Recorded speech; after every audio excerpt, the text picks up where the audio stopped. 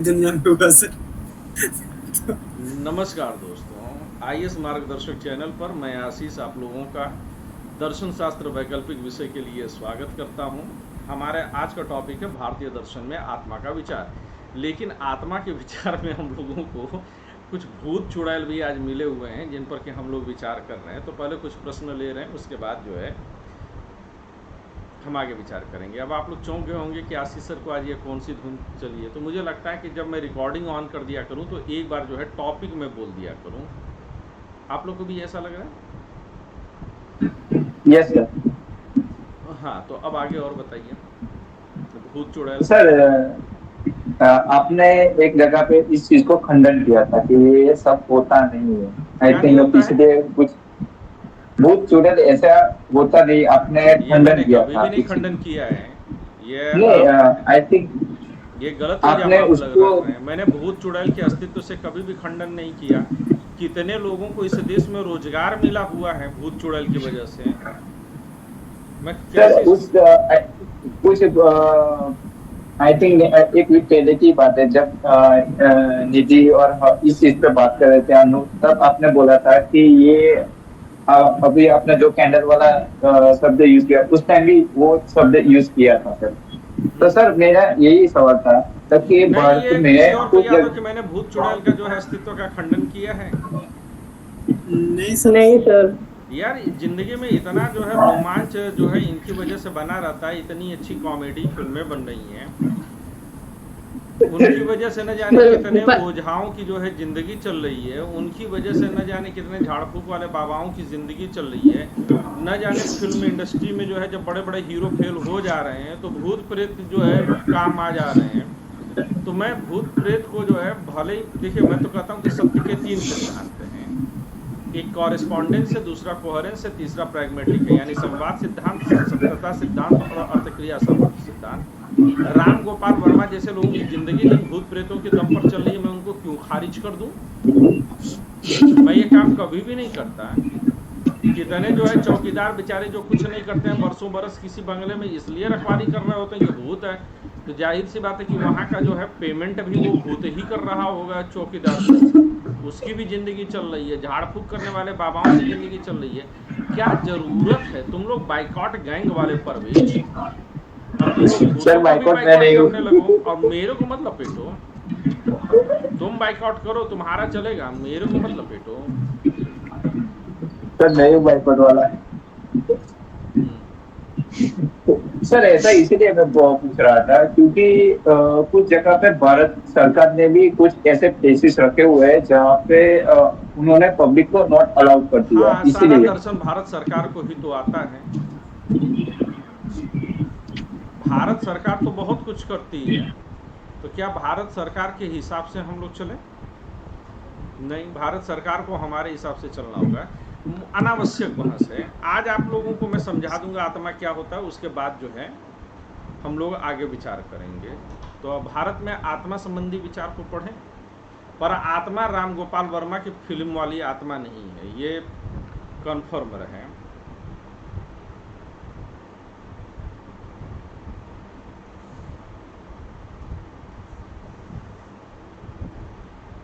तो आइए जरा,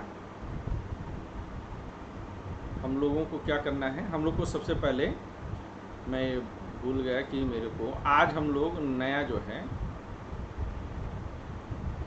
बोर्ड जो है बनाएंगे।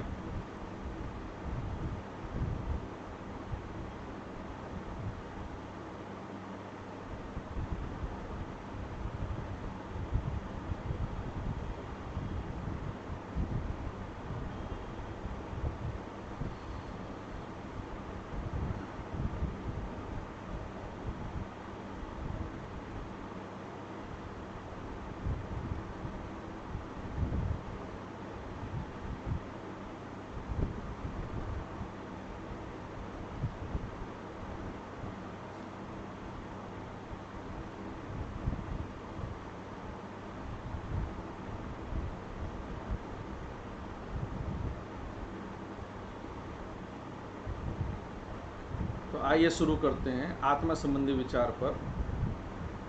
सबसे पहले आज की तारीख डाल दें यहाँ पर, डेट क्या है आज डेट? 8/9/2022। भारतीय दर्शन में आत्मा संबंधी विचार।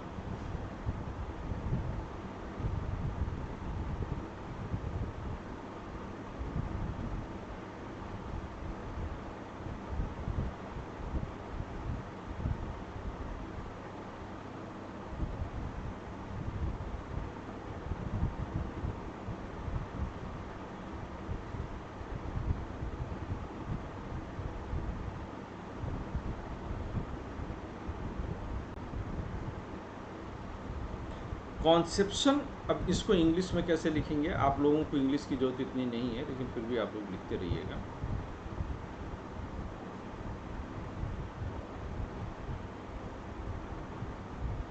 कॉन्सेप्शन ऑफ सोल और सेल्फ और जीवा in Indian philosophy।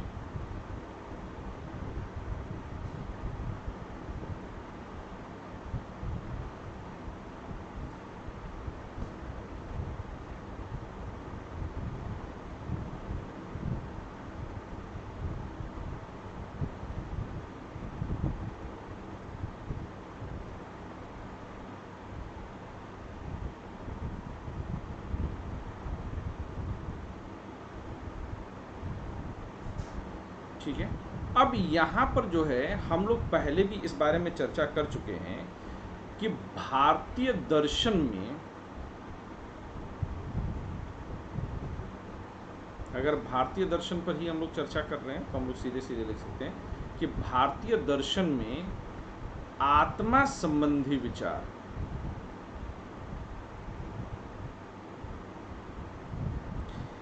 केंद्रीय भूमिका है।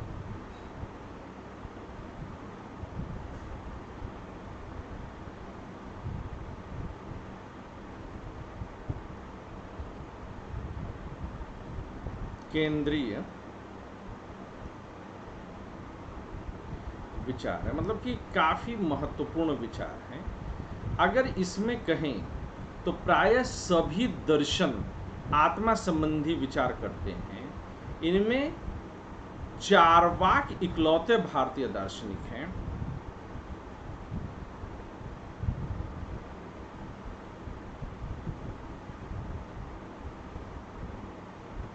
इकलौते महत्वपूर्ण दार्शनिक हैं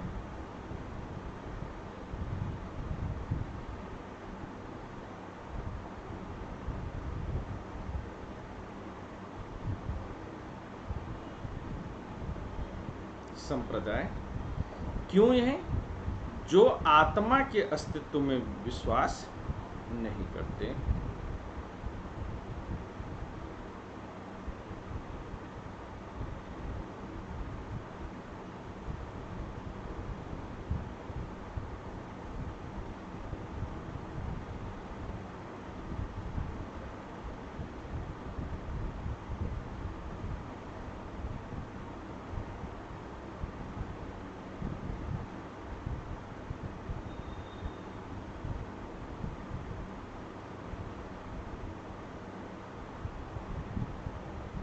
बाकी जितने दार्शनिक हैं वो सब आत्मा में विश्वास करते हैं, यहाँ तक कि प्रायः सभी संप्रदायों में।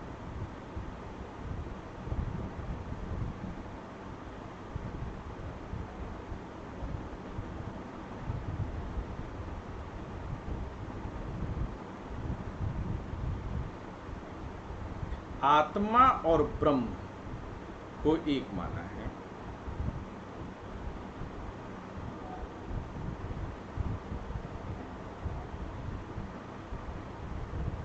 किसने माना है?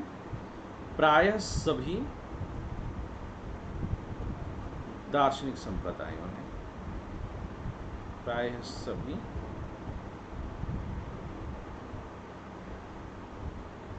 भारतीय दार्शनिक संप्रदायों ने माना है। लेकिन यहाँ पर एक खासियत और भी है, और वो क्या है कि विशेषकर शंकर ने, हालांकि इसका अपवाद भी मिलता है, विशेषकर शंकराचार्य ने आत्मा और ब्रह्म को एक ही माना है। ठीक है ना? और आत्मा का स्वरूप के बारे में बात करें तो भी यह आत्मा का स्वरूप कैसा है, इस पर भी प्रायः सभी एकमत होते हैं। हालांकि थोड़ा बहुत अंतर सब में है, लेकिन ज़्यादातर ने आत्मा को अविनाशी,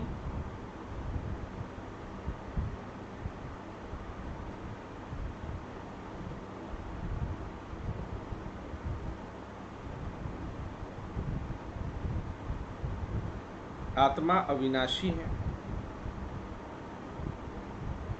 अमर,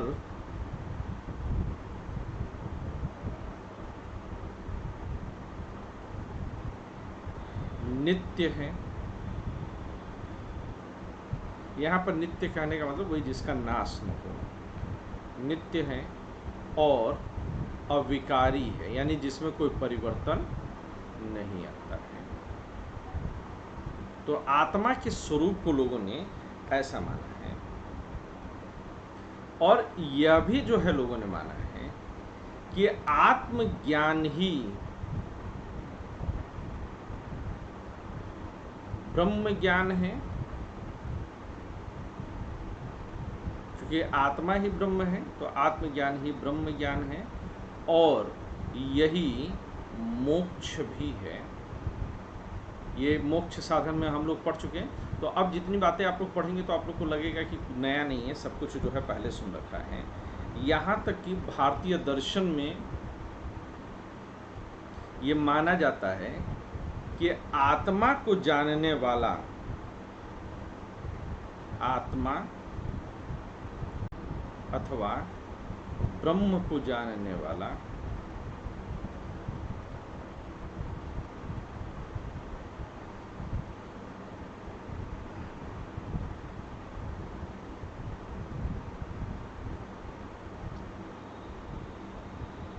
या ब्रह्म को जानने वाला स्वयं ब्रह्म हो जाता है।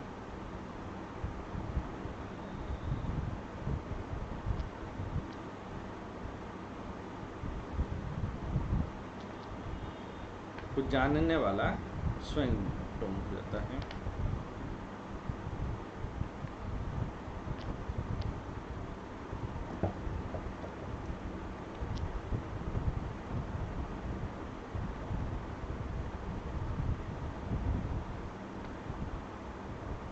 ठीक है, वो ब्रह्म को जानने वाला स्वयं ब्रह्म हो जाता है। ये काफी महत्वपूर्ण है, और इसीलिए उपनिषदों में कहा गया है, इसी बात को सिद्ध करने के लिए कि ब्रह्मवेति ब्रह्मं भवति, ब्रह्मवेति ब्रह्मवेति ब्रह्मं भवति, यानी कि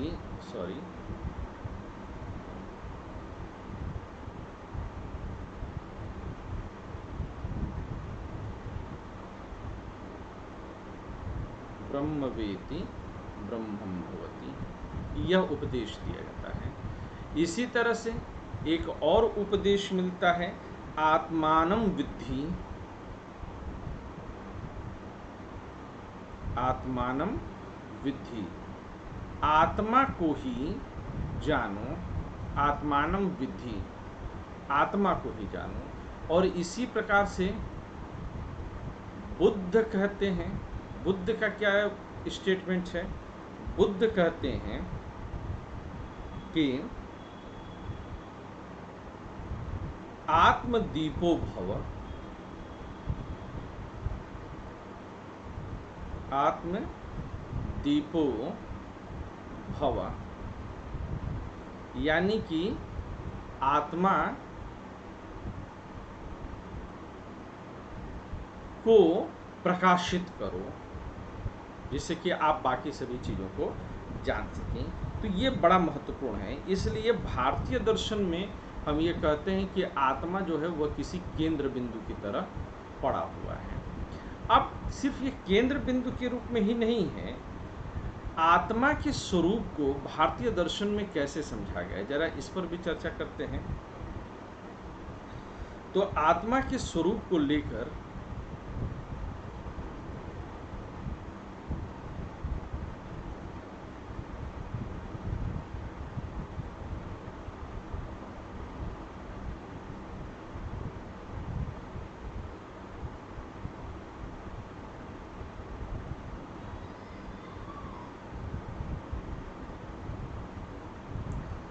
भारतीय दर्शन का वर्गीकरण मैं कर रहा हूं, ठीक है, भारतीय दर्शन का वर्गीकरण। तो भारतीय दर्शन का ये वर्गीकरण अगर मैं करने की कोशिश करूं तो कैसे करूंगा? मैं इसको 4 भागों में बांट सकता हूं। ए, भौतिकवादी,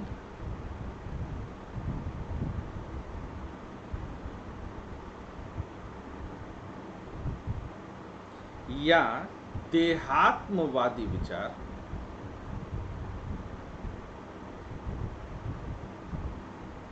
भौतिकवादी या देहात्मवादी विचार।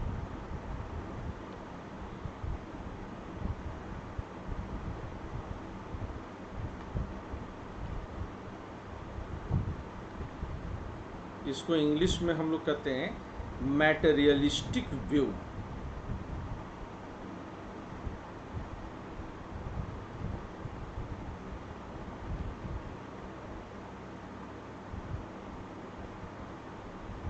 मैटेरियलिस्टिक व्यू, ठीक है। दूसरा खंड को हम जो है, बी को हम क्या कहते हैं? अनुभववादी विचार।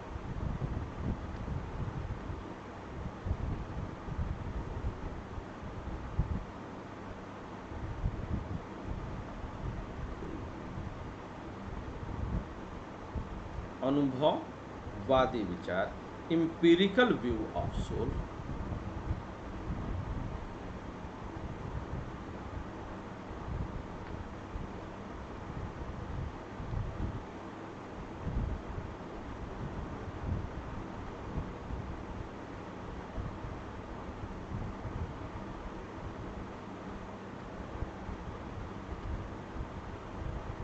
शिव वस्तुवादी विचार।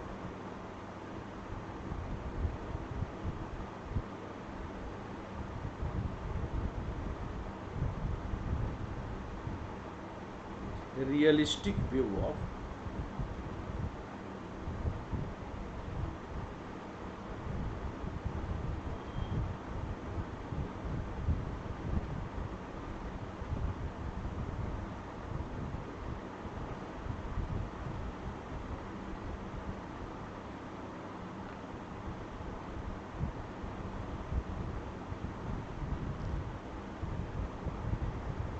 Realistic view of the soul.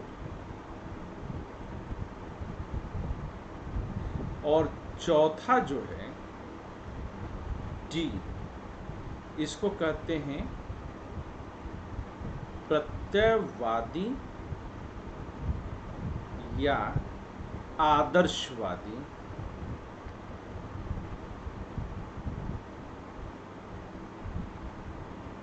विचार। इंग्लिश में इसको लिखेंगे आइडियलिस्टिक व्यू ऑफ द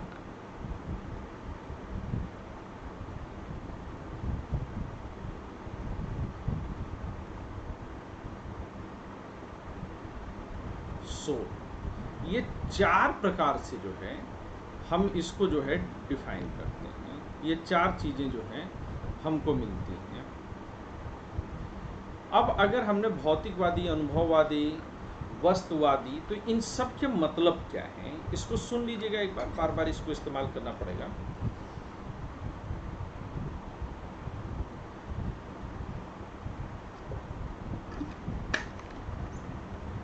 भौतिकवादी का मतलब क्या होता है दर्शन शास्त्र में, कि इस दुनिया में जो चीजें हैं भौतिक रूप से अवेलेबल हैं, जिनको कि हम अपने सेंसुअल ऑर्गन्स के जरिए जान सकते हैं, उनको ही भौतिकवादी हम कहते हैं। देहात्मवादी का मतलब क्या है, कि जब ये कहें कि आत्मा और देह में कोई अंतर नहीं है, आत्मा और देह अलग अलग चीजें नहीं है बल्कि एक ही चीज है, तो इसको देहात्मवादी कहते हैं। अनुभववादी किसको कहते हैं, जो ये मानते हैं कि जो चीजें उनके अनुभव में आई हैं वही सत्य हैं, जो अनुभव में नहीं आती हैं वे सत्य नहीं होती हैं, यह अनुभववादी विचार है। वस्तुवादी किसे कहते हैं, कि जो ये मानते हैं कि जो ज्ञान है वह व्यक्ति के दृष्टिकोण पर निर्भर नहीं करता है, वह अपने आप में निरपेक्ष रूप से सत्य होता है, वह वस्तुवादी है। और प्रत्ययवादी ये मानते हैं कि चीजों का अपना कोई अलग वस्तु अस्तित्व नहीं है, बल्कि वह हमारे दृष्टिकोण पर निर्भर करती हैं, वो हमारे आइडियाज पर निर्भर करती हैं। इसी को हम प्रत्ययवादी कहते हैं। वस्तुतः वस्तुवादी और प्रत्ययवादी एक दूसरे के अपोजिट विचारधाराएं हैं, ठीक है। वस्तुवादी ऑब्जेक्टिव होता है, प्रत्ययवादी सब्जेक्टिव होता है। सबकी समझ में ये चारों अंतर आया या किसी को दिक्कत हुई है? अगर किसी को दिक्कत हुई है तो वो प्रश्न पूछे। फिर से समझा देते हैं सर, फिर से समझा दें, मैं लिख करके समझा दूं। मोटे तौर पर देखिए, ये एग्जैक्ट डेफिनेशन पे नहीं जा रहा हूं, बल्कि आप समझ सकें इसलिए इस पर जा रहा हूं मैं, ठीक है। सर ये आगे भी तो आएगा, कई बार आएगा, कई बार आएगा, और ख़ास तौर से वेस्टर्न फिलॉसफी में तो बहुत बार आएगा, है ना। Okay sir. तो भौतिकवादी क्या होता है? भौतिकवादी यह मानता है कि कोई अलौकिक वस्तु नहीं है,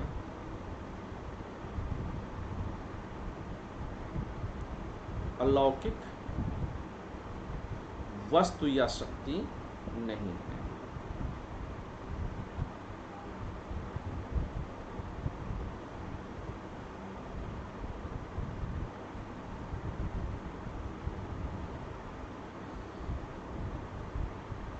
जिन वस्तुओं को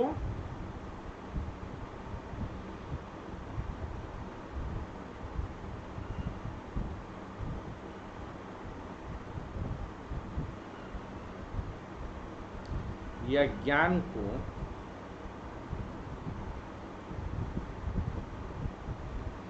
हम अपनी इंद्रियों के माध्यम से जान सकते हैं। कई बार हम लोग कहते हैं कि बहुत मैटेरियलिस्टिक है यार, तो बहुत मैटेरियलिस्टिक कहने का मतलब क्या है, कि वह केवल भौतिकताओं में इंद्रियों के, जिन वस्तुओं या ज्ञान को हम अपनी इंद्रियों के माध्यम से जान सकते हैं,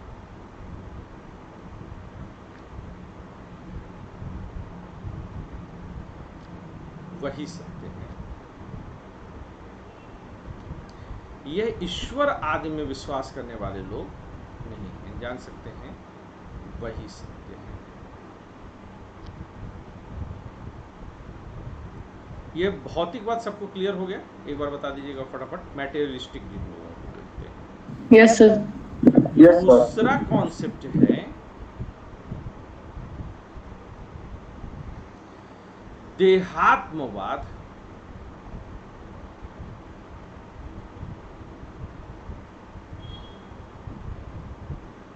यानी शरीर या देह ही आत्मा है।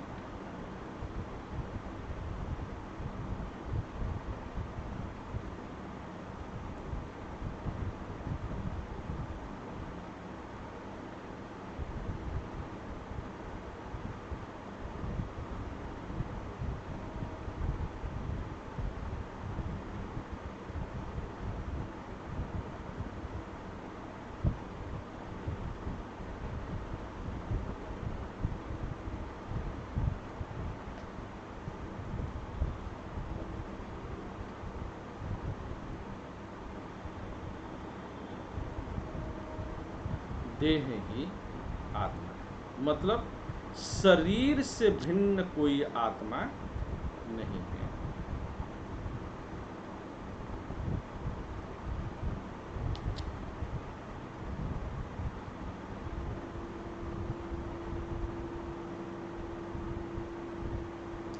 शरीर से भिन्न कोई आत्मा नहीं है, ये मानते हैं देहात्मवाद। तीसरा प्रत्यय है हम लोग का, तीसरा कॉन्सेप्ट है अनुभववाद। ये मान करके चलिएगा कि देहात्मवादी हमेशा भौतिकवादी ही होंगे और भौतिकवादी देहात्मवादी होंगे।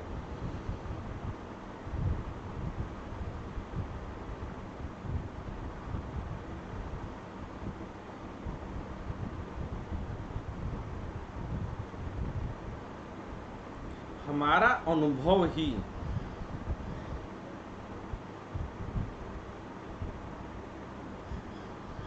ज्ञान का स्रोत है।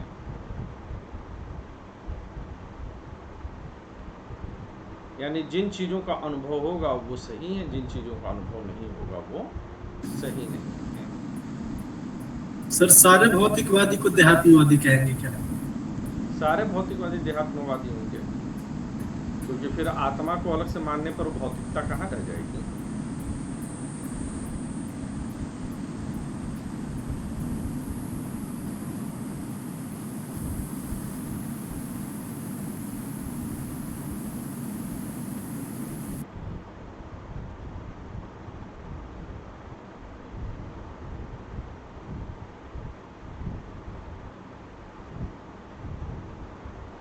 ठीक है। वस्तुवादी क्या कहने की कोशिश कर रहे हैं कि ज्ञान ज्ञाता के दृष्टिकोण पर निर्भर नहीं है। ज्ञान ज्ञाता के दृष्टिकोण पर निर्भर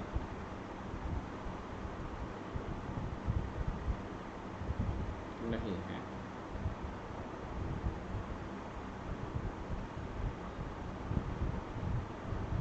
ज्ञाता के दृष्टिकोण पर नहीं है। ज्ञान अपने आप में सत्य होता है। और प्रत्ययवादी क्या कहता है?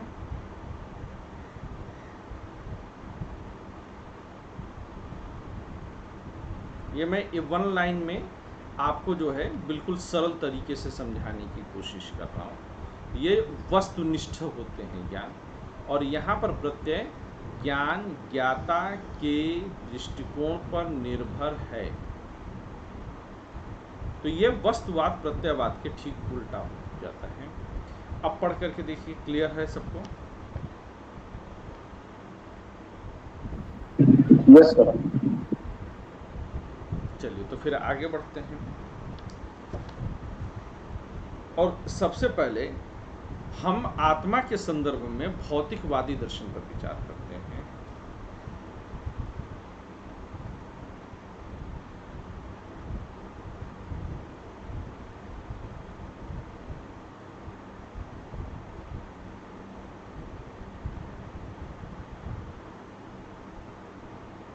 भौतिकवादी या देहात्मवादी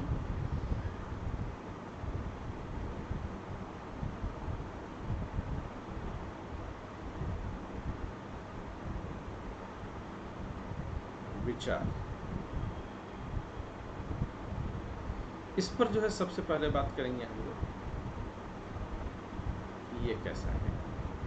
ठीक है, जहां पर किसी को कंफ्यूजन होगा आप मुझसे जो है पूछते रहिएगा, मैं बताने की पूरी कोशिश करूँगा। अब भौतिकवाद समझ में आ गया तो सबसे पहले लिखिए कि इस मत के समर्थक कौन हैं। तो इस मत के समर्थक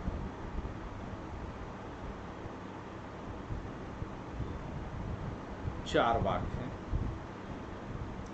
इनके अनुसार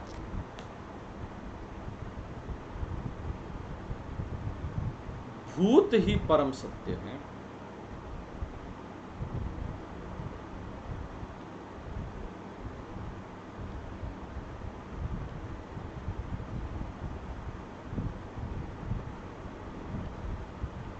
भूत ही परम सत्य है।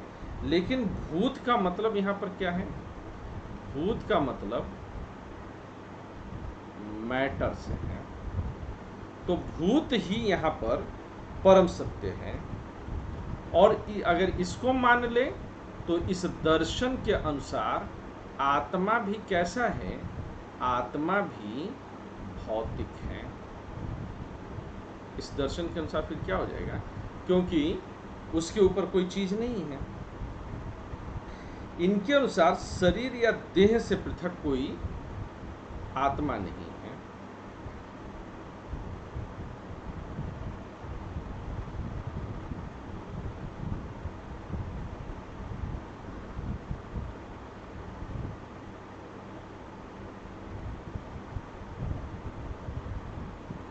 शरीर या देह से पृथक कोई आत्मा नहीं है।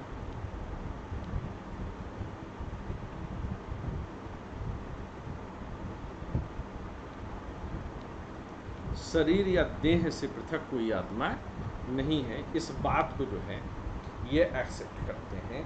इसीलिए इनको देहात्मवादी भी कहा जाता है। इस वजह से इनको हम लोग क्या कहेंगे? देहात्मवादी।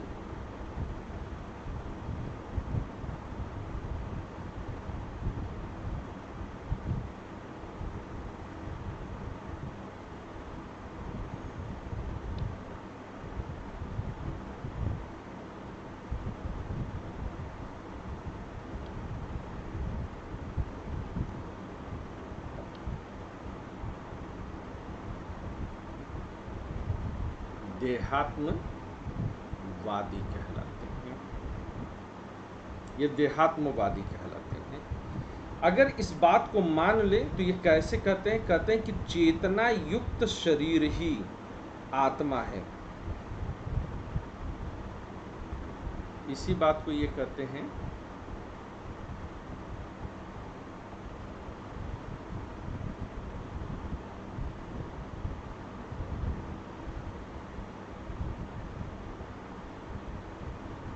कि चेतना युक्त शरीर ही आत्मा है।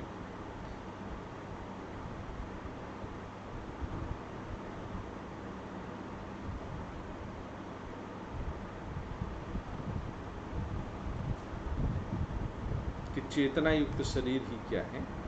आत्मा है।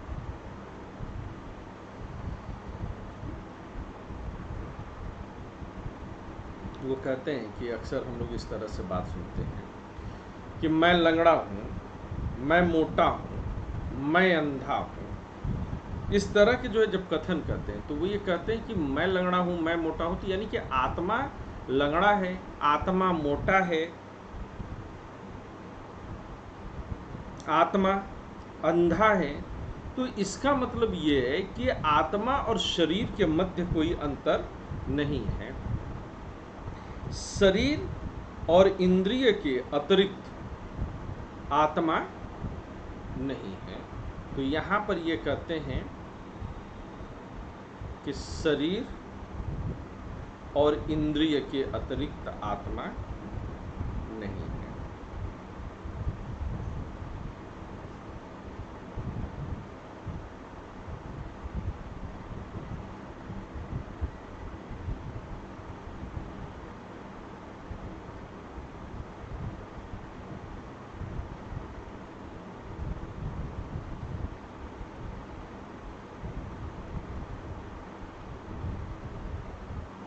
शरीर और इंद्रिय के अतिरिक्त आत्मा नहीं है। शरीर से स्वतंत्र आत्मा के अस्तित्व की कल्पना ही इस दर्शन में व्यर्थ माना गया है।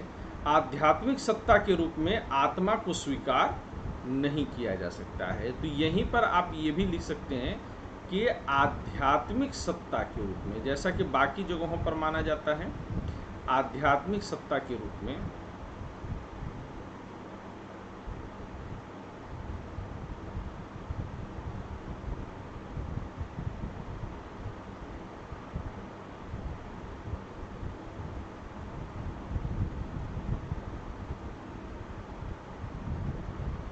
आत्मा को स्वीकार नहीं किया जा सकता।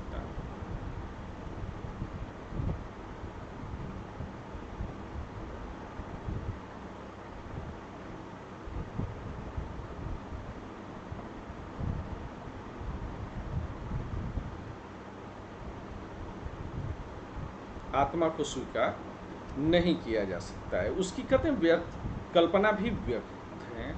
यानी कि अगर आध्यात्मिक सत्ता के रूप में आत्मा नहीं है, शरीर और इंद्रिय के अतिरिक्त आत्मा नहीं है, तो फिर यहाँ से ये भी आप निष्कर्ष निकालेंगे कि शरीर के नाश के साथ ही आत्मा भी नष्ट हो जाती है।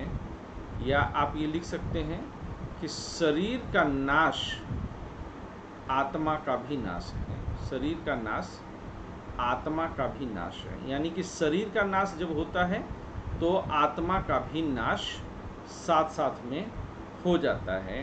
ये कहते हैं, ये बड़ा महत्वपूर्ण एक जो है कथन इनका है, वो आप लोग जरूर याद रखिएगा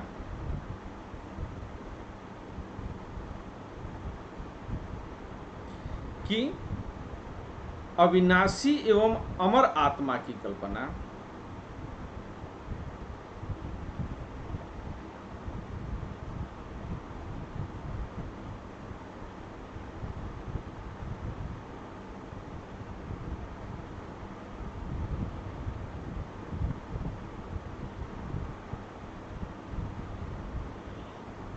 अविनाशी एवं अमर आत्मा की कल्पना सीधे साधे लोगों को ठगने के लिए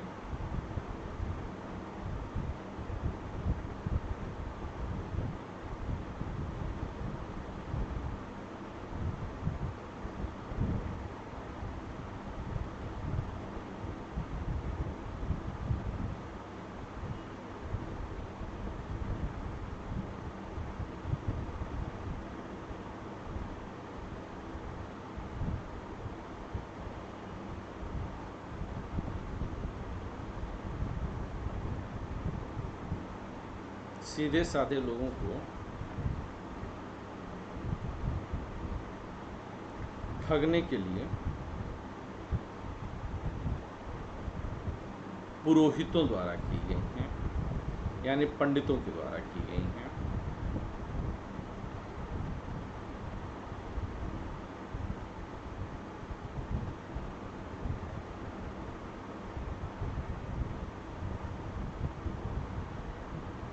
पुरोहितों के द्वारा की गई हैं। और मृत्यु के बाद शरीर के साथ ही सब कुछ नष्ट हो जाता है। और कहते हैं कि चार्वाक आत्मा का खंडन करते हैं। शरीर से भिन्न चार्वाक शरीर से भिन्न आत्मा का खंडन करते हैं।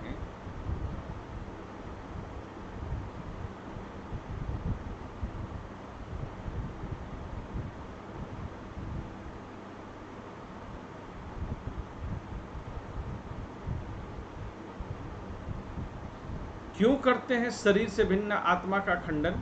क्योंकि ऐसी आत्मा का प्रत्यक्ष नहीं होता है।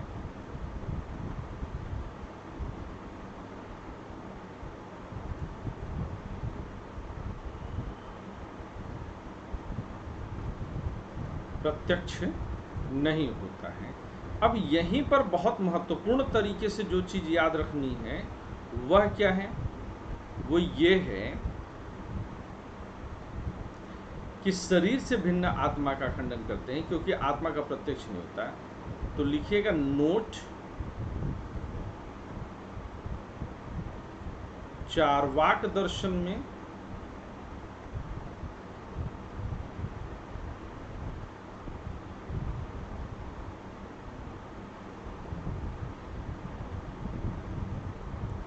आत्मा ही एकमात्र प्रमाण है, सॉरी, प्रत्यक्ष ही एकमात्र प्रमाण है।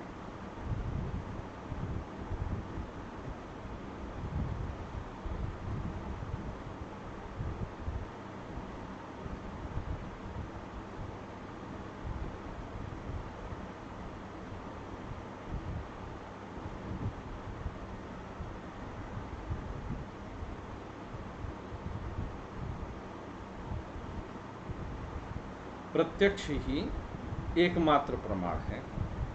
अब यहाँ पर इसमें लिखिए अगर प्रत्यक्ष ही नहीं हुआ तो प्रमाण कोई हो नहीं सकता है।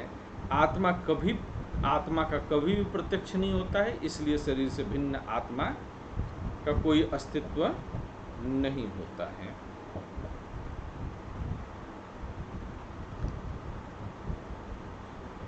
ये इनके दर्शन की सबसे खास बात रही है।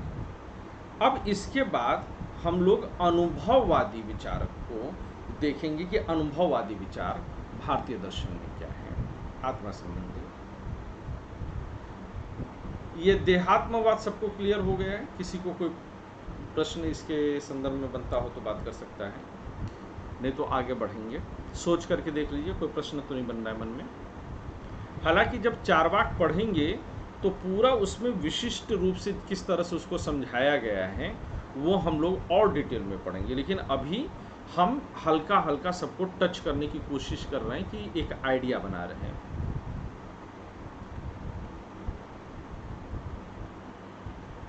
किसी के मन में कोई संदेह, कोई प्रश्न?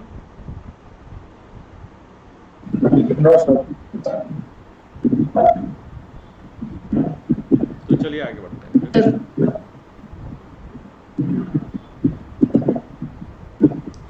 अब हम लोग अनुभववादी विचार रखेंगे।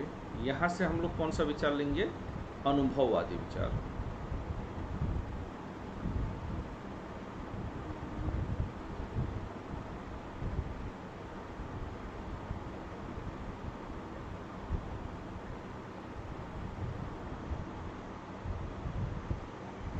अनुभववादी विचार समर्थक विचारक कौन है? प्रमुख समर्थक विचारक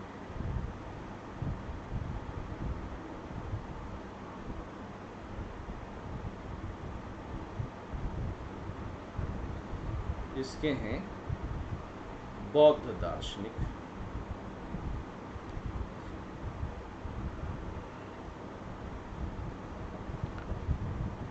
बुद्ध दर्शन में इस पर सबसे अधिक चर्चा की गई है। बौद्ध दर्शन यह मानता है कि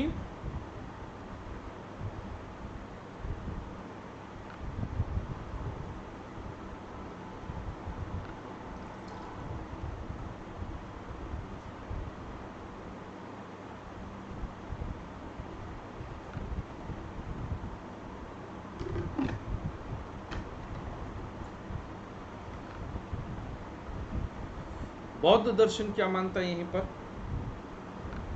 बौद्ध दर्शन ये मानता है, प्रमुख दार्शनिक में बौद्ध दर्शन, कि परिवर्तन प्रकृति का नियम है।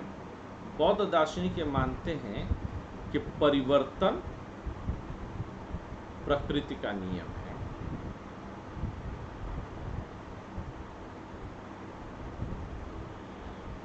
और सब कुछ बहुत तेजी से बदल रहा है। परिवर्तन प्रकृति का नियम है। और कितना परिवर्तन हो रहा है? तो ये थोड़ा मोड़ा परिवर्तन नहीं हो रहा है। इसके अनुसार प्रत्येक वस्तु लगातार परिवर्तित हो रही है।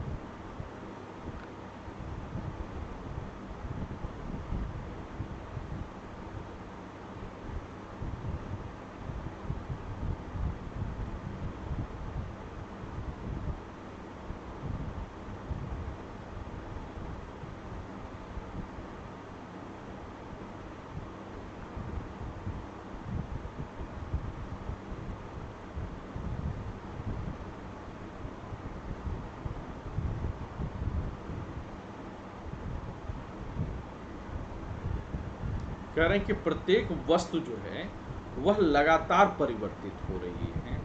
तो परिवर्तन के इस नियम से आत्मा भी अछूती नहीं है। परिवर्तन के इस नियम से आत्मा भी अछूती नहीं।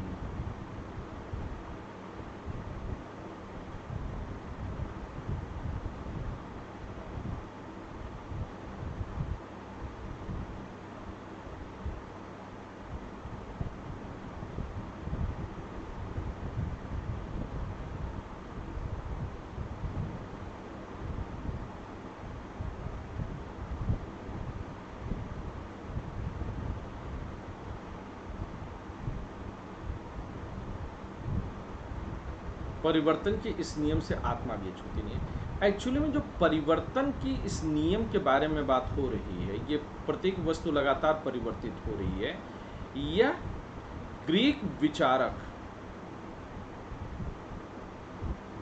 ग्रीक दार्शनिक हेराक्लाइटस भी इस चीज को मानते हैं। ग्रीक दार्शनिक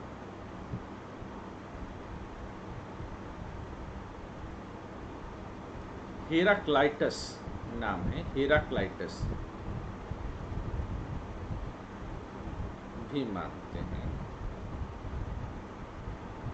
और हेराक्लाइटस का बड़ा प्रसिद्ध कथन रहा है कि एक ही व्यक्ति एक नदी में, ये इसको नोट कर लीजिएगा, कि एक ही व्यक्ति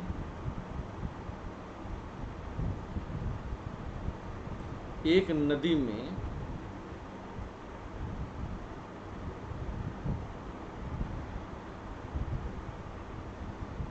दो बार स्नान नहीं कर सकता।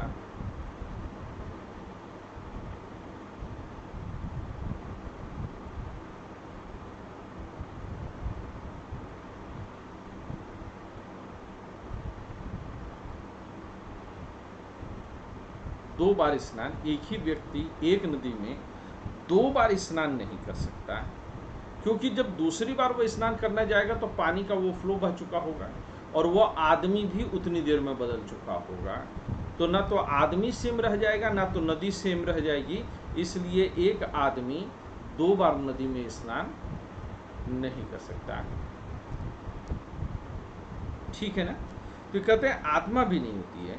तो फिर अगर आत्मा भी परिवर्तन के इस नियम से अछूती नहीं है, तो अब हम यही कहेंगे कि बौद्ध दर्शन में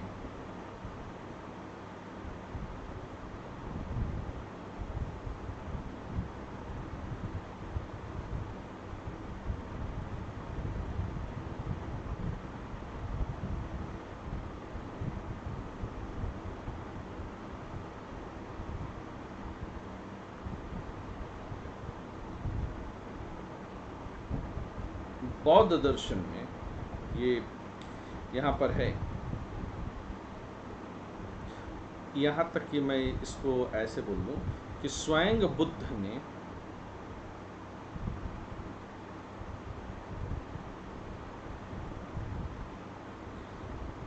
आत्मा को चेतना का प्रवाह माना है।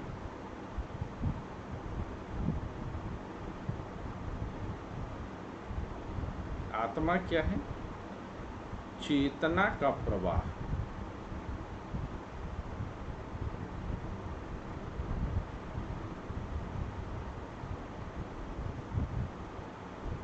चेतना को, प्रवाह को एक शब्द और दिया जाता है, चित्त संतति।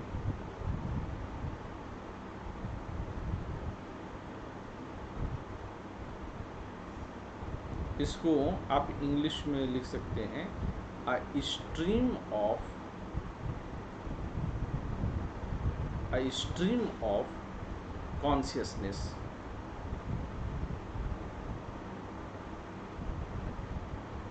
तो ये कहते हैं कि आत्मा क्या? चेतना का प्रवाह है। जैसे कि एक दीपक जल रहा है, तो जलते हुए दीपक में आपको एक लौ दिखाई देती है, लेकिन वह एक लौ नहीं है, बल्कि कई सारी लौ लगातार आ रही हैं, जा रही हैं, आ रही हैं, जा रही हैं, लेकिन वो इतनी तेजी से आती जाती लगातार हैं कि आपको लगता है कि एक लौ जल रही है।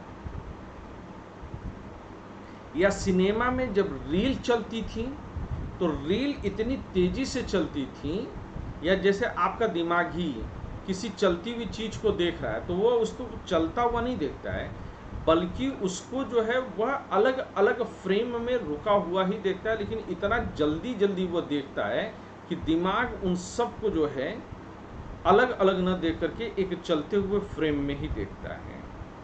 तो इसी तरह से आत्मा भी क्या है, चेतना का प्रवाह है, चित्त संतति, लगातार चेतना बह रही है, एक ही चेतना नहीं है, एक चेतना, दूसरी चेतना, तीसरी चेतना, चौथी चेतना, चेतनाएं लगातार बदल रही हैं बहुत तेजी से। तो चेतनाओं का यह प्रवाह है। ये एक तर्क देते हैं, कहते हैं कि अपरिवर्तनशील और नित्य आत्मा में विश्वास नहीं करना चाहिए, या मैं यहीं पर लिख दूं कि इस दर्शन के हिसाब से अपरिवर्तनशील यानी कि जो ना बदले, अपरिवर्तनशील और नित्य आत्मा होती ही नहीं है। अपरिवर्तनशील और नित्य आत्मा का अस्तित्व नहीं है। ये एक जो है रूपक देते हैं, एक उदाहरण देते हैं, कहते हैं कि अपरिवर्तनशील और नित्य आत्मा ठीक उस प्रेमी की तरह है जो कि किसी प्रेमिका से प्यार करता है, बहुत मोहग्रस्त है, उस प्रेमिका के पीछे जी रहा है, मर रहा है, लेकिन वस्तुतः वह प्रेमिका है ही नहीं, वह प्रेमिका है ही नहीं, लेकिन वह उसकी कल्पनाओं में बना हुआ। भी एक मूवी आई थी अतरंगी करके, आप लोगों ने शायद देखी होगी। वो अक्षय कुमार और साउथ के जो स्टार हैं धनुष और सारा अली खान की है। इस मूवी में सारा अली खान एक लड़के के साथ भागना चाहती हैं बार बार, उसको बारे में लोग पूछना चाहते हैं, जानना चाहते हैं, लेकिन कोई उसको देख नहीं सकता, कोई उसको जानता नहीं। क्यों? क्योंकि वह सारा अली खान जिस कैरेक्टर को प्ले कर रही हैं उसकी सोच के बाहर हो रही हैं। तो अपरिवर्तनशील और नित्य आत्मा भी अस्तित्व में नहीं है। उसको मानना ठीक ऐसे प्रेमी की तरह मानना है जिसकी कि प्रेमी जो अपनी प्रेमिका को प्यार तो बहुत करता है, परंतु उस प्रेमिका का कोई अस्तित्व होता ही नहीं है। तो यहाँ ये बात बहुत महत्वपूर्ण तरीके से कहा गया है। अनुभव इस बात का साक्षी है, ये आगे कहते हैं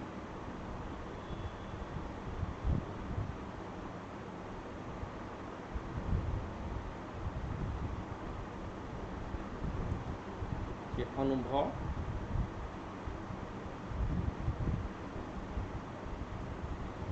इस बात का साक्षी है किसका है कि आत्मा का प्रतिपल परिवर्तन होता है।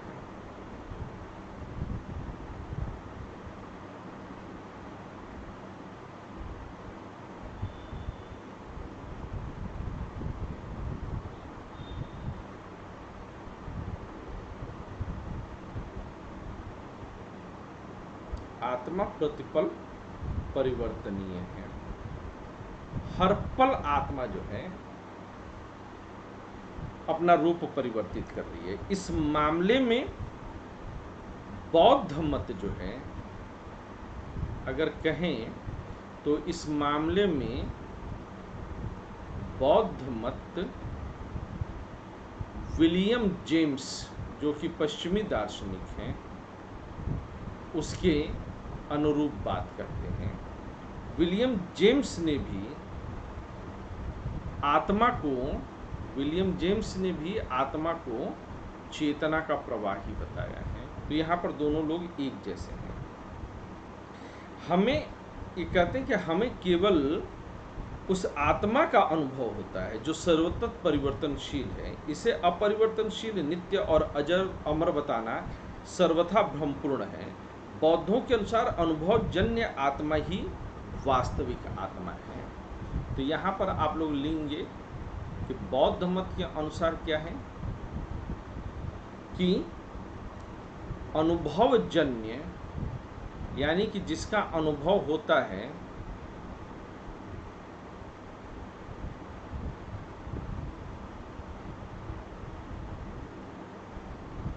आत्मा ही वास्तविक आत्मा है।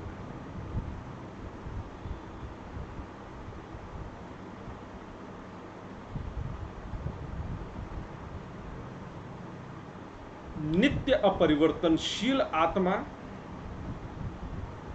एक धोखा भर है, उससे अधिक वह कुछ नहीं है। तो ये बौद्ध दार्शनिक अनुभववादी विचार सबकी समझ में आया? किसी को दिक्कत तो नहीं हुई इसको समझने में? If all clear?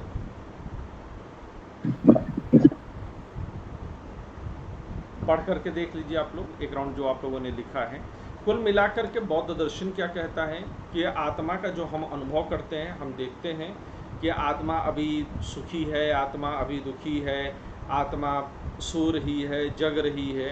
तो इस तरह से आत्मा जो है वह परिवर्तन कर रही है, बदल रही है, इसलिए नित्य और अपरिवर्तनशील आत्मा नहीं माना जा सकता है।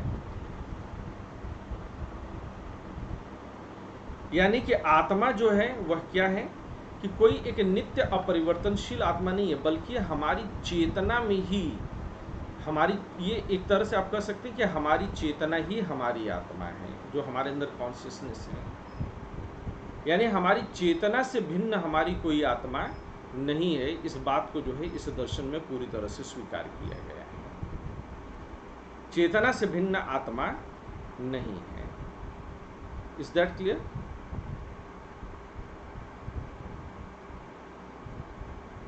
सर चेतना और आत्मा तो एक ही है ना? नहीं, चेतना बहुत सारे लोग, जैसे कल हम लोगों ने बात किया था कि जब मोक्ष के बारे में बात कर रहे हैं तो वहाँ पर मीमांसा दर्शन में हम लोगों ने देखा कि आत्मा को वो चेतना से भिन्न मानते हैं। सांख्य दर्शन में भी जब मोक्ष प्राप्त हो जाता है तो आत्मा जो है चेतना विहीन हो जाती है। तो यह जरूरी नहीं कि हर बार आत्मा और चेतना दो अलग अलग चीजें हो सकती हैं। कई बार आत्मा होगी तो चेतना होगी ही होगी, और कई बार आत्मा चेतना से भिन्न होती है। तो सर इसमें फर्क क्या है चेतना और आत्मा में? चेतना एक गुण है, जैसे कि और लाल आत्मा? रंग का बल्ब, तो लाल होना उसका जो है गुण है। ओके। तो चेतना एक गुण है, एक क्वालिटी है, और आत्मा उसका आधार है। ओके। तो सर हम ये कह सकते हैं कि शरीर बदलता है, आत्मा नहीं बदलती? ये नहीं मानते। ये तो कह रहे हैं कि आत्मा, अगर चेतना ही आत्मा है बौद्ध दर्शन में, तो चेतना लगातार बदल रही है, लगातार बदल रही है। यानी कि शरीर और चेतना दोनों, शरीर और आत्मा दोनों बदल रही है बौद्ध दर्शन में, वो टिकती नहीं है। ओके। वैसे सर एक्चुअल में जो देखा जाए रियलिटी है तो उसमें तो हम जैसे मतलब एक इंसान मर जाता है तो उसके बाद आत्मा शरीर, नया शरीर लेती है। ये देखो, ये पहली चीज तो ये समझो कि रियलिटी, क्या तुम रियलिटी को जान गई हो? नहीं सर। तो तुम रियलिटी को नहीं जानती हो, बल्कि तुम्हारे आसपास में लोग जिस मत के पालने वाले होते हैं वो लोग उसको बार बार बताते हैं। बहुत सारे लोग होते हैं जो कि बहुत वैज्ञानिक किस्म के लोग होते हैं, वो आत्मा को नहीं मानते हैं। ओके। तो वो आत्मा को नहीं मानते हैं। ठीक है सर। ठीक है ना?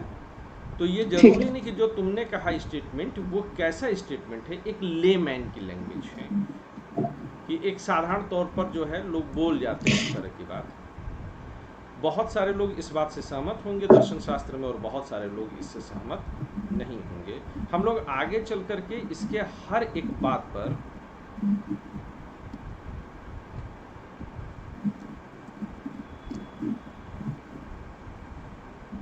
विचार करेंगे कि कब आत्मा को माना गया, कब नहीं माना गया है। गुण दोष के आधार पर जब हम उसका विवेचन करेंगे तो हम लोग समझ सकते हैं कि वो कितना सही और कितना गलत है। ठीक है सर। और किसी को इस दर्शन से प्रॉब्लम में पढ़ करके देखिएगा, एक एक लाइन स्टेप बाय स्टेप जिस तरह से मैंने खींचा है उसको पढ़ करके देखिए कि सही है कि गलत है।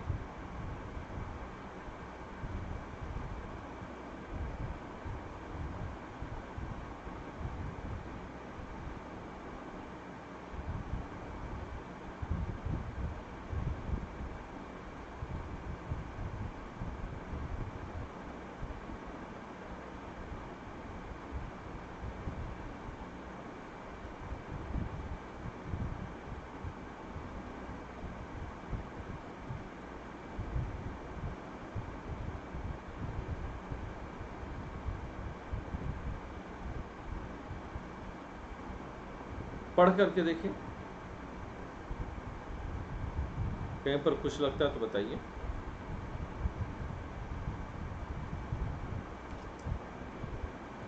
नहीं तो मैं आगे बढ़ूं। अब मैं वस्तुवादी विचार को लूंगा, ठीक है।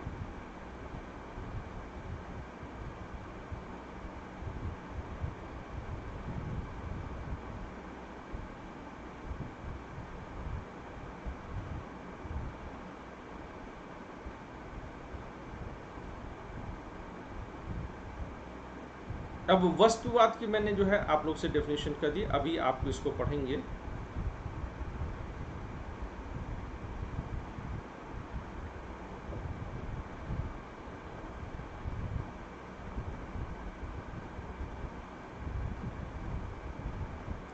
तो वस्तुवादी विचार में अगर आ जाएं तो सबसे पहले हम लोग देखेंगे कि प्रमुख समर्थक कौन है। आइडिया मैंने दे ही दिया है कि वस्तुवाद का मतलब क्या होता है।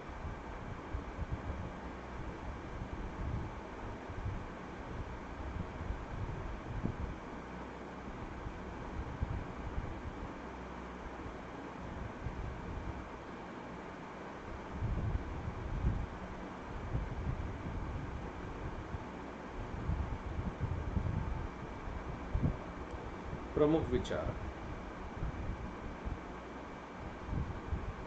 प्रमुख विचारक कौन कौन है?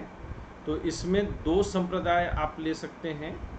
एक जो है आप न्याय वैशेषिक को ले सकते हैं, न्याय वैशेषिक वस्तुवादी विचारक हैं। और दूसरी तरफ आप इसमें किसको ले सकते हैं, वो है आपके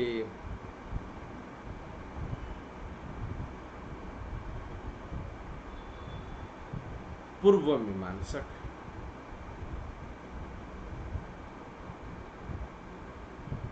या सिर्फ मीमांसक की बोलते हैं।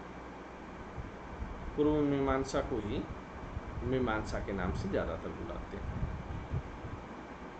अब इसमें अगर आइए तो कैसे हैं, इस वस्तुवादी विचारधारा के अनुसार आत्मा एक अचेतन द्रव्य है।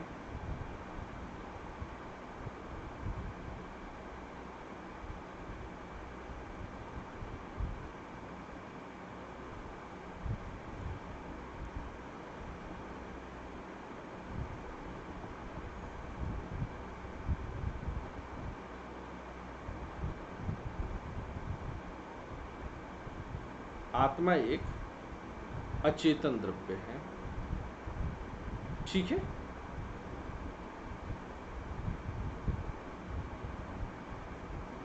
यानी कि चेतना इसका आवश्यक गुण नहीं है।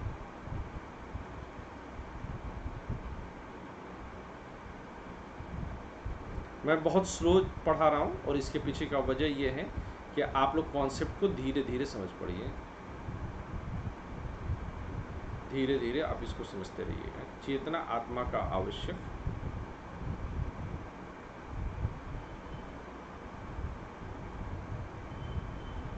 गुण के रूप में आप यहाँ पर देखेंगे कि चेतना आत्मा का आवश्यक गुण है,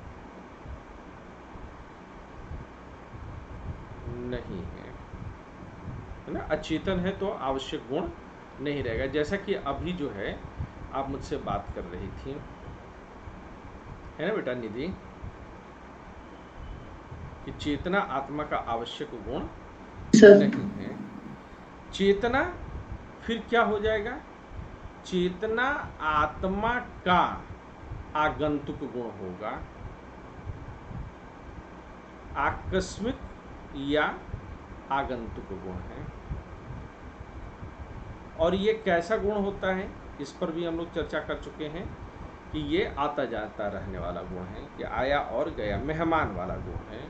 परमानेंट जो है गुण नहीं है। तो गुण दो प्रकार के हैं, एक परमानेंट और एक मेहमान जैसा टेम्परेरी। तो ये कैसा गुण है?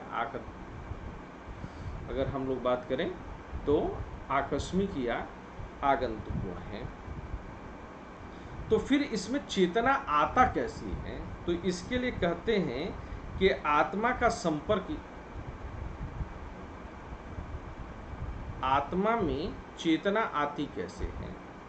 अगर आगंतुक है तो आई कैसे? आत्मा में चेतना कैसे आती है, जरा इसको समझिएगा। अब एक चीज और याद रखिएगा कि ये वस्तुवादी विचारक हैं। बहुत सारे विचारक ऐसा नहीं भी मानेंगे। तो ये जो वस्तुवादी वो बता रहे हैं कि आत्मा में चेतना कैसे आती है। तो ये कहते हैं कि सबसे पहले नंबर 1 पर क्या होता है इसमें आत्मा का संपर्क मन से होता है।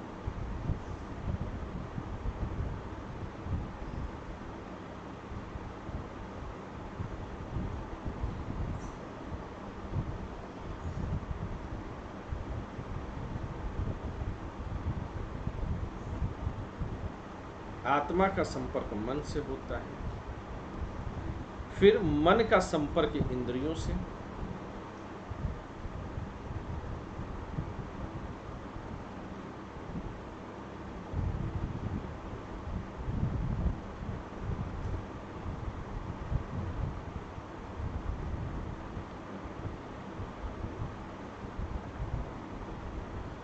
फिर इंद्रियों का संपर्क बाह्य पदार्थों से,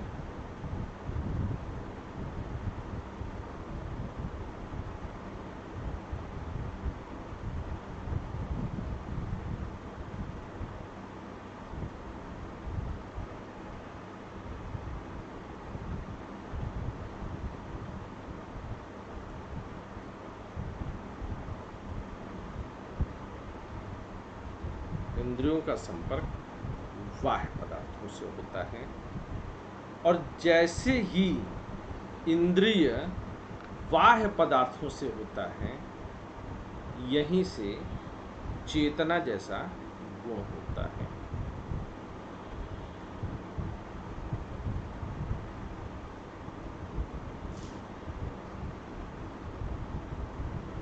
कहते हैं कि यहीं से चेतना जैसा गुण जो है वह उत्पन्न हो जाता है। तो ये समझ में आया कि आत्मा में जो है चेतना नामक गुण कहाँ से आ जाएगा?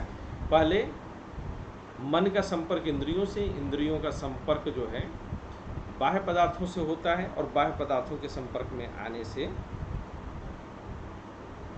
आत्मा का संपर्क मन से, मन का संपर्क इंद्रियों से, इंद्रियों का संपर्क बाह्य पदार्थों से, और बाह्य पदार्थों के संपर्क में आने से आत्मा में चेतना नामक गुण पैदा हो जाता है। ये क्लियर है? इसमें कोई दिक्कत तो नहीं होनी चाहिए। तो अगर ये पूरा कॉन्सेप्ट आपको क्लियर हो गया है तो फिर आगे बढ़ते हैं। सर ऑर्डर सही है ये सर? हाँ हाँ, आप क्या ऑर्डर लेना चाहते हैं? आपको ऑर्डर में कोई दिक्कत है? मुझे लगा कि ये पहले 3 फिर 2 फिर 1 फिर 4 ऐसे होना चाहिए था। 3 2 1 4। तो 3 2 1 4 में यहाँ पर मैंने 3 में क्या आ जाएगा? 3 में आ जाएगा इंद्रियों का संपर्क बाह्य पदार्थों से। तो फिर बाह्य पदार्थ के बाद मन कैसे आएगा? इंद्रिय जो इंद्रियां हैं वो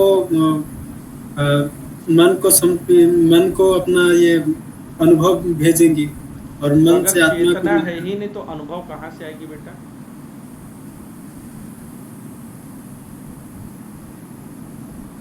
अनुभव तो तभी होगी ना कि जब चेतना आएगी।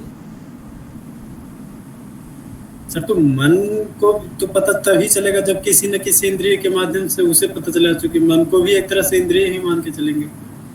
मन यहाँ पर जो इंद्रिय है वो ज्ञानेंद्रिय है, मन को अधिक से अधिक अतीन्द्रिय मान लेंगे।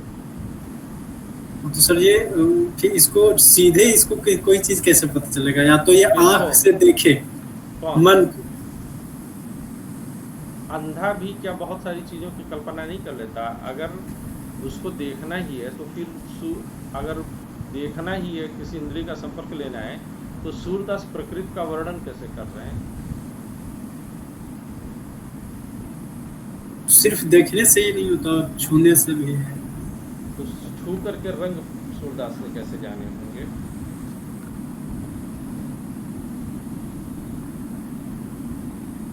सर रंग तो उनके आसपास रहने वाले लोग भी बताए ही हो। बता देने भर से इतना रंगों का सूक्ष्म वर्णन कोई कर ले जाएगा?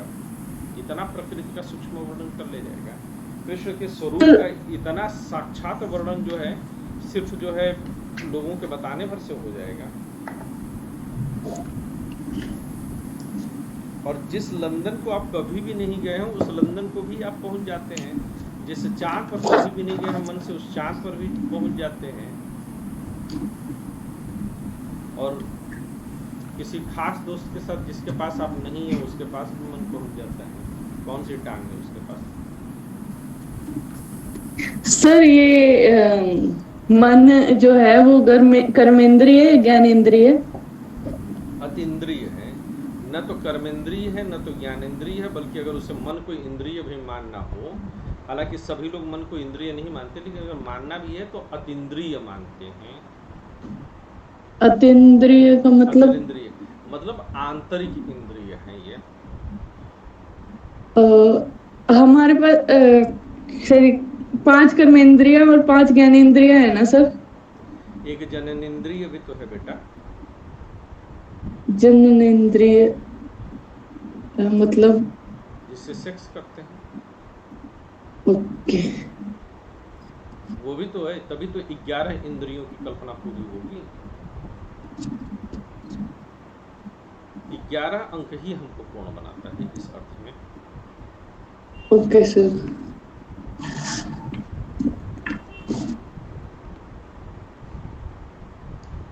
सूरज, तुम्हारी प्रॉब्लम का हल हुआ?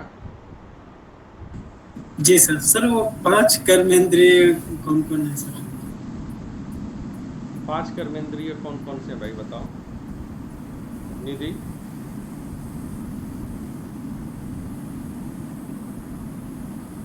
पांच कर्मेंद्रिय बता दो।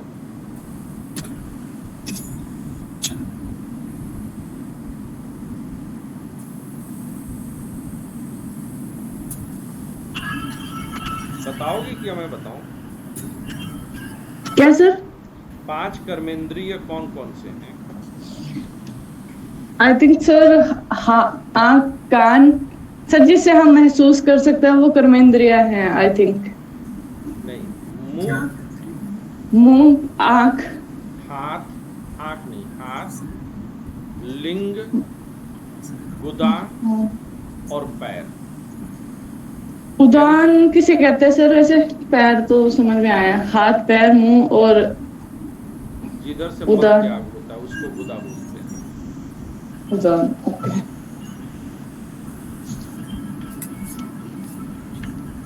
पांचवा क्या था? हाथ पैर 2 हो गए, मुंह 3 हो गया, लिंग 4 हो गया, गुदा 5 हो गया। जी। यहाँ पर लिंग को जो है, जो जननेंद्रिय मैं बोल रहा था कि वो अलग से जो है मैंने लिया, लेकिन नहीं, जननेंद्रिय जो है कर्मेंद्रिय में ही आ गया। मैं वही तो कह रही थी सर कि कर्मेंद्रिय और ज्ञानेंद्रिय 5-5 ही हुई है। कर्मेंद्रिय मन है, 11वीं फिर मन को माना जाता है। मैं करेक्ट कर लेता हूँ अपनी बात को। ये तो कर्मेंद्रिय के बारे में पहला बार जान रहा सर। कर्मेंद्रियों के बारे में पहला बार सुनी। बहुत सारी चीजें होती हैं, हम पहली बार कर लेते हैं, है ना? क्लियर है? तो आत्मा का संपर्क मन से, मन का संपर्क इंद्रियों से, और इंद्रियों का संपर्क बाह्य पदार्थों से, तो बाह्य पदार्थों के कारण जो है फिर संपर्क के कारण जो है चेतना नामक गुण इसमें आता है। अब अगर इतना मान लिया, तो जब आत्मा को शरीर से छुटकारा मिलता है, तो अब एक और बात यहाँ पर याद रखें कि आत्मा को जब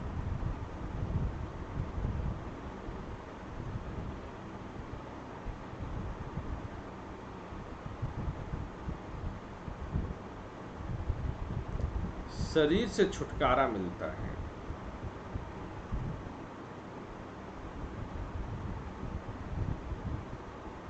तभी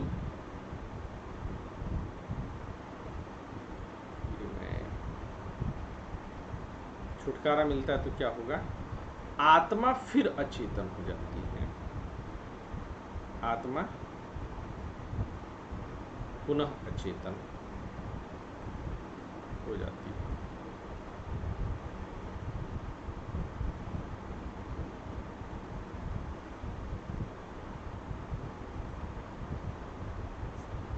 क्लियर है यहाँ पर?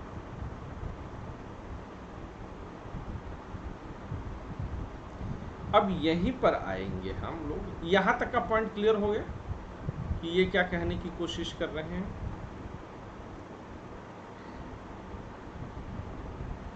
अब न्याय वैशेषिक के अनुसार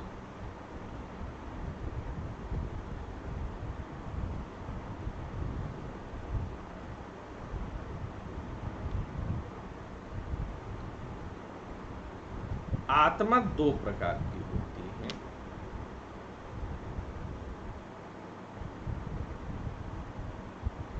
आत्मा दो प्रकार की होती है।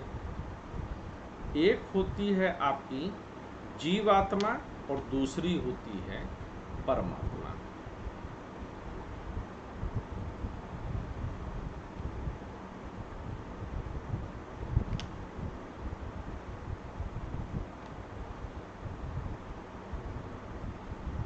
एक है जीवात्मा और दूसरी होती है परमात्मा।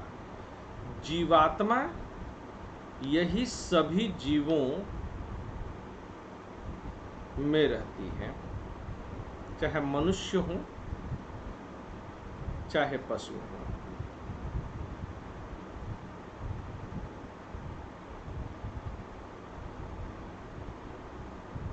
और परमात्मा यह क्या है?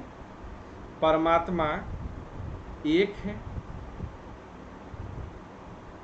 परमात्मा निरपेक्ष है, असीम है, यानी जिसकी कोई सीमा, कोई बाउंड्री नहीं है, और यह कैसा है? यह नित्य है।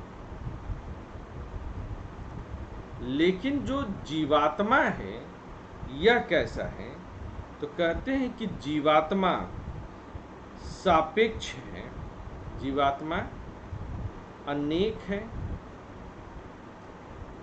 ठीक इसी को उलट दीजिए, सापेक्ष है, असीम वो है तो यह ससीम है, यानी कि जिसकी कोई एक मर्यादा, कोई एक बाउंड्री होगी, तो यह ससीम है।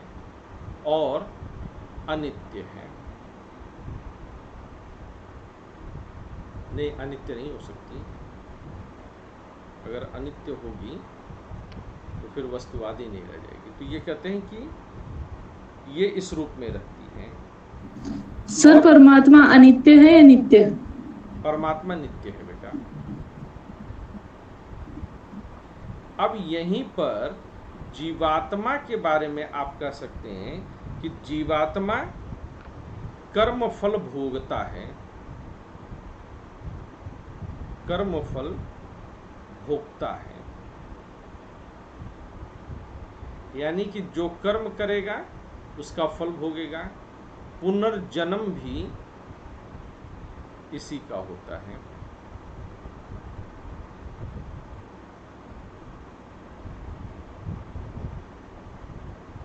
इसके उलट परमात्मा कर्म फल प्रदाता है, यानी कि यह कर्मों का फल देता है। हम लोगों ने जो है कर्म सिद्धांत में ये देखा था कि परमात्मा जो होती है वह न्याय अदृष्ट नाम क्या एक तत्व मानता है जो कि कर्मफल देता है, लेकिन उस अदृष्ट को एक्टिव करने का काम ईश्वर करता है। ठीक है,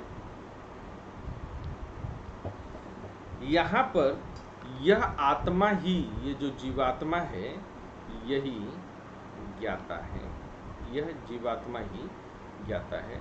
यहां तक की जो बात पूरी तरह से क्लियर है, इसमें तो कोई संदेह नहीं होनी चाहिए। Yes sir.